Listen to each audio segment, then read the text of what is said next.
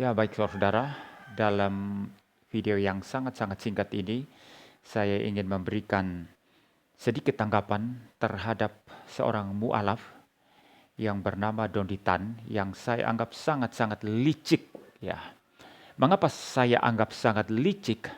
Karena Dondi Tan ini hanya beraninya menantang debat para apologet Kristen yang memang lebih suka untuk monolog.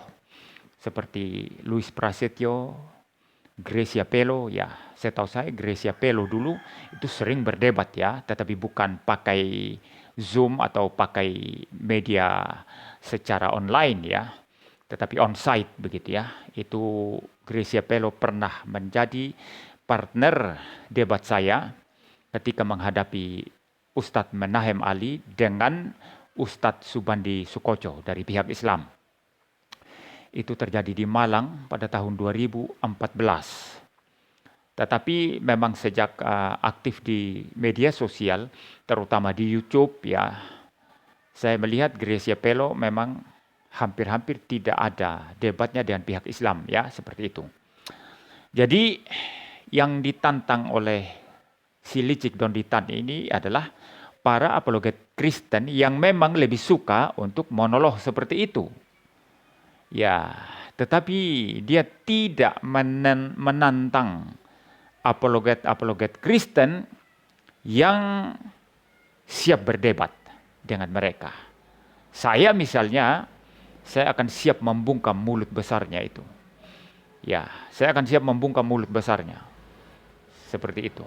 Jadi saudara, inilah kelicikan ya, menantang-nantang orang yang memang lebih memilih untuk monolog karena pertimbangan-pertimbangan rasional, sehingga mereka memilih untuk monolog. Dan dengan Dondi Tan menantang-nantang mereka dan mereka tidak menanggapi, lalu Dondi Tan bertepuk tangan dan merasa dia hebat sekali dan merasa apologet-apologet Kristen tidak berani melayani tantangannya. Tapi itu adalah kebodohan. Kenapa? Yang dia tantang adalah mereka-mereka yang memang lebih suka memilih jalan monolog seperti itu. Ya, jadi ini Dondi Tan adalah seorang yang sangat-sangat licik ya. Kedua, mengapa dia sangat-sangat licik, saudara? Saudara perhatikan postingan-postingan di YouTube ya daripada Dondi Tan ini. Misalnya yang paling terakhir ya, video paling terakhir diunggah 15 jam yang lalu. Judulnya Yesus mati menebus dosa manusia, awas hoax. Lalu thumbnailnya ditulis apa? Penebusan hoax katanya. Oten harap tenang. Yesus mati menebus dosa manusia. Dan tentu saja isi video ini tidak lain dan tidak bukan adalah mengatakan bahwa Yesus tidak mati untuk menebus dosa manusia seperti yang dipercaya oleh para oten atau orang Kristen begitu ya. Hanya itu yang dia bahas saudara. Kalau saudara perhatikan terus-menerus ya.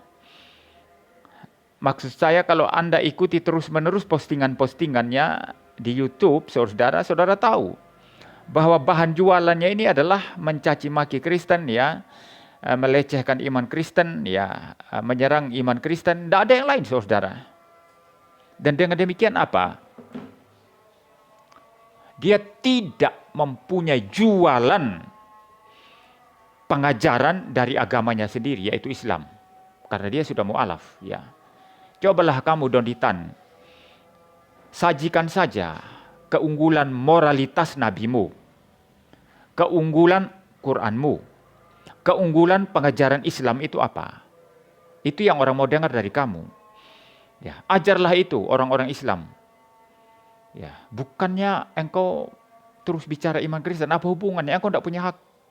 Engkau sudah tinggalkan Kristen, engkau tidak punya hak bicara Kristen. Kalaupun engkau berkata, saya bicara Yesus karena orang Kristen sudah menyelewengkan pengajaran Yesus dan sudah memanipulasi Yesus yang diajarkan oleh Islam itu sebagai Isa. Nah, kalau itu yang engkau maksud, maka saya katakan dengan sangat jelas sekali bahwa Yesus yang ada di Alkitab itu bukan Isa yang ada di Quran.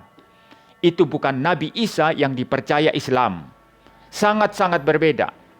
Isa yang dipercaya Islam itu tidak mati di salib. Itu tidak mati di salib katanya. Itu lahir di bawah pohon korma. Ya, itu anaknya Miriam, saudara daripada Harun dan Musa. Jadi bagaimana mungkin sama dengan Yesus Kristus yang ada di dalam Alkitab, yang adalah anak Maria, perawan Maria, yang bukan saudara Harun, bukan saudara Musa. Jelas itu di Alkitab. Yesus Kristus yang lahir di Bethlehem, di kandang binatang. Yesus Kristus yang mati di atas kayu salib karena orang Yahudi benci kepada dia. Oleh karena klaim-klaimnya yang menyetarakan diri dengan Yehova. Jadi sama sekali beda Isa dengan Yesus. Jadi engkau tidak perlu kebakaran jenggot ketika orang Kristen mengatakan Yesus adalah Tuhan. Itu bukan Isa yang di Quran. Bukan Nabi Isa yang di Islam. Mengapa engkau ribut? Maka engkau bodoh sekali ini. Ya, sangat bodoh. Engkau menerobos masuk kepada pengajaran Kristen, kepada Yesusnya Kristen, kepada iman Kristen, lalu mengobok-obok, padahal engkau bukan orang Kristen. Ini adalah satu kebodohan yang luar biasa. Ya, bukan sesuatu yang bisa membanggakan bagi agamamu dan bagi orang-orang Islam. Ya, ajarkan saja kehebatan moralitas Muhammad. Ajarkan saja kehebatan pengajaran Quran. Ajarkan saja kemuliaan prinsip-prinsip Quran. Supaya umat Islam mendengar kamu. Ya, engkau tidak ada relevansinya. Tidak ada tidak relevan engkau menyinggung iman Kristen. Karena Isa di Quran bukan Yesus di Alkitab. Ya, ini sama bodohnya dengan itu Zakir Naik. Ya, bicara Yesus, Yesus, Yesus. Memangnya Yesus itu Isa, Nabi Isa yang ada di Quran. Kan bukan, sama sekali beda. Ya, kalau engkau mau debat dengan saya topik ini silakan. Ya, silakan diatur ya. Saya debat sama kamu. Ya, saya debat sama kamu. Ya, jangan kamu tantang orang-orang yang memang lebih suka monolog lalu engkau merasa menang sendiri. Karena memang mereka tidak mau debat seperti itu. Coba layani orang yang mau debat sama kamu. Saya mau lihat kamu berani apa enggak. Beraninya cuma sama itu Henry Tan kan. Henry Tan itu siapa sih? Henry Tan itu kan bidat itu, Oneness Pentecostalism.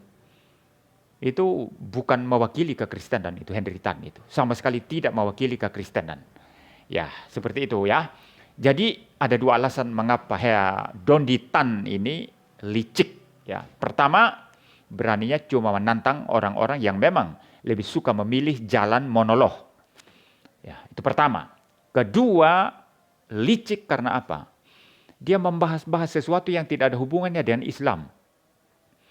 Bahaslah nabimu, bahaslah Quranmu, bahaslah kemuliaan agamamu. Itu yang orang Islam mau dengar dari kamu. Apa hubungannya kamu bahas Yesus Alkitab? Itu bukan Isa di Al-Quran. Maka kamu ini licik sekali. Kamu pindah ke Islam tapi tidak menjual Islam, malah tetap menjual Kristen dengan cara menjelek-jelekan. Ini adalah satu kelicikan untuk mendapatkan keuntungan. Jadi bagi saya orang semacam ini adalah orang bebal. Kebebalan di atas kebebalan. Sampai di sini tanggapan saya saudara. Maafkan saya tidak akan pernah kompromi, tidak akan pernah takut, tidak akan pernah berhenti mengatak balik. Ya. Menyerang kembali siapapun mereka yang menghina iman Kristen yang saya percaya, yang menghina Alkitab firman Allah yang saya percaya, yang menghina Tuhan saya Yesus Kristus. Sampai di sini saudara, Tuhan memberkati kita sekalian.